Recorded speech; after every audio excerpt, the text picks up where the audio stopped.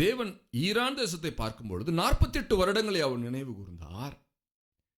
இந்த பாபிலோன் தேசத்தை அவர் பார்க்கும் பொழுது 70 வருடத்தை நினைவு கூர்ந்தார். தீரு பட்டணத்தை பார்க்கும் பொழுது 70 என்கிற வருடத்தை ஞாபகம் வைத்துக் கொண்டார்.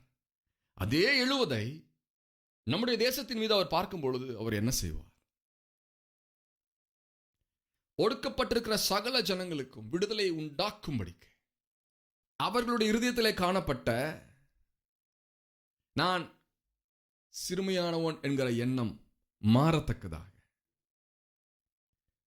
கர்த்தருடைய அசைவாடுதல் அல்லது அவர் அசைக்கிற ஒரு காரியம் நம்முடைய தேசத்திலே நடக்க வாய்ப்பு இருக்கிறது என்பதை நான் கணித்து சொல்கிறேன்.